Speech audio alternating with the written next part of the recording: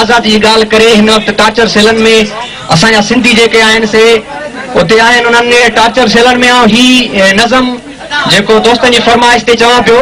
जेकॾहिं सम्झ में अचे त ताड़ियूं ज़रूरु वॼाइजो चए थो त सरमंद गीती मंसूर जो हम निशान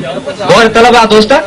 सरमंद गीती मंसूर जो हम निशान जंहिंजे नाले खां ॾकंदड़ मिना ते यज़ा हुन सां लश्कर खज़ाने जा राकश लड़िया हुन चयो मूं काफ़ी आहे मुंहिंजो ख़ुदा हुन ज़माने जी खोटी रवायत बगी हुन चयो माण्हू माण्हू आहे यज़दा न हुआ हिकु ख़ुदा जे अॻियां सिर झुके सो झुके ॿियो पुरस्त जे लाइक़ ॿियो इंसान हुआ हुन जे ॾींहंनि में सफ़ेद पगड़ियूं बदल अहले तस्बीह हुआ अहले तक़वा बा बुत परस्ती सां अटकण जी ज़रूरत न हुई अहले मुनसब बिहारनि जा जोधा बा हिकिड़ो मर्द कलंदर सफ़ा नातवान जंहिंजी दस्तार फाटल ऐं लीड़ूं बि हुई जंहिंजे कपिड़नि ते चची हुई पेवंद हुआ जान तारनि जे तीरनि सां सीरूं बि हुई हुनजी ललकार सां लर्ज़ियाबत कंदा हुनजी ललकार सां लर्ज़ियाबत कंदा चंद खाननि जी चांट पे ढकण लॻी किन त सजादे पुछनि जा पटका दरिया दिल फ़क़ीरनि जे पेरनि जी धड़कण लॻी ऐं मिसनि ते नशीनो घणो ई थियो हाणे दरगाहूं तकिया बि ख़ाली कयो जो मलाइक जो मस्जूद इंसान अचे जे भेजे में गांजा न आफ़ी भरियो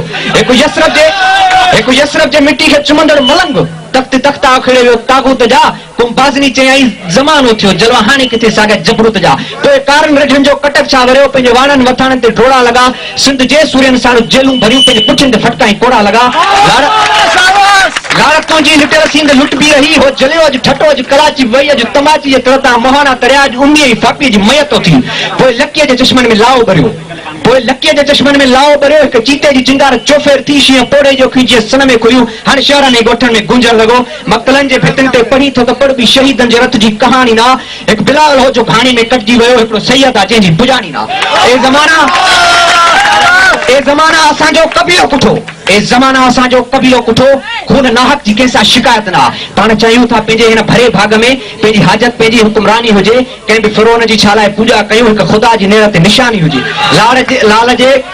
जे लाल जी ॻाल्हि कहिड़ी कजे सिंध तुंहिंजो नसीब सणाउ न थियो दीन जे नाह ते तोखे धूतन फुरियो ॾेई क़ुरान ज़ामिन कई त लोटो कयो देस तुंहिंजे खथूरिन जी हक़ार में जोगी रिमता वसन मेंदरा भला सिर्फ़ भितिन सां आणूं था सदाऊं ॾियो हाणे जागो मिठा सिंध लुटिजे पई हाणे जागो मिठा सिंध लुटिजे पई जी